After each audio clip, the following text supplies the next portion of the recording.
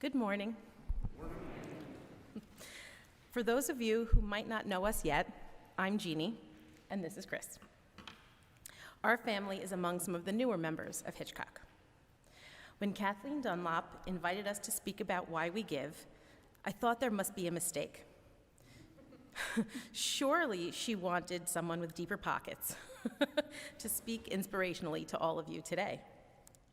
I cited modest contribution as a reason for feeling sheepish, but was only met with kind and supportive words of every bit helps, everyone gives what they can, and was told to remember that speaking in front of you all today is also a way of giving back. So, here we are. We wanted to share what brought us to you and why we love Hitchcock so much. Chris and I grew up in the Bronx and Brooklyn, respectively. We both attended Catholic grammar school and received all of our sacraments and attended Catholic Mass every Sunday. Almost. But when the global pandemic gave us all more than just a moment of pause, we stopped to ask ourselves what we had been doing by rote. We knew what we loved about being Christians, but we also knew what we did not love about a variety of beliefs and serious issues within our church. We were not aligned. We had been putting one foot in front of the other for well over 40 years, but it was time for us to stop and rethink our path, not only for ourselves, but for our children. Our daughter, Grace, told us that her friend, Stella Bauer, loved her church. Loved? Are you sure? We needed to see this place for ourselves. So we visited Hitchcock one Sunday and were welcomed into the loving embrace that you all know so well. By the end of coffee hour, our children were running and tumbling on the playground. I almost said playground. Playground with old friends and new, and we were deep in conversation with a queer female clergy person, a married pastor with 4 children.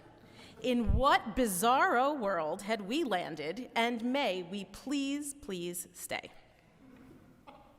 I remember meeting with Catherine about new membership shortly after that.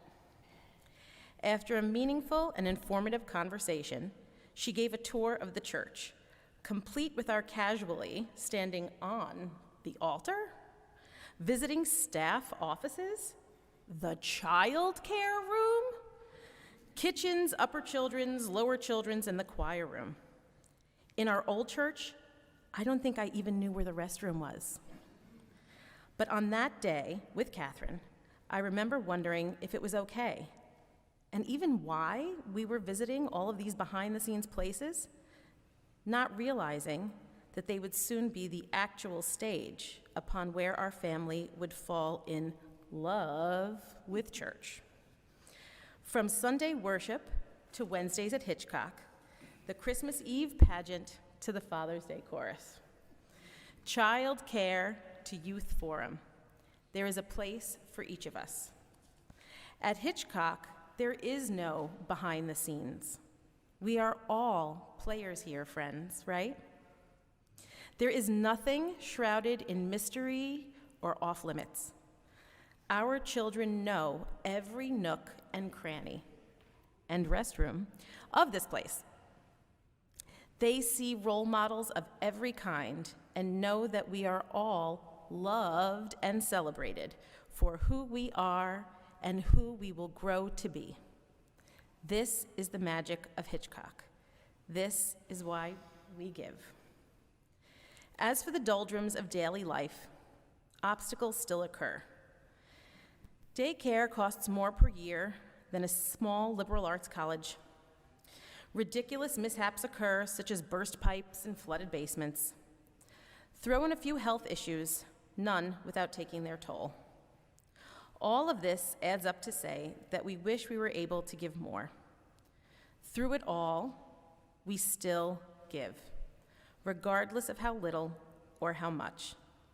It is the continuous act of giving in which we believe. And we're grateful because here we are aligned, and because here we love church.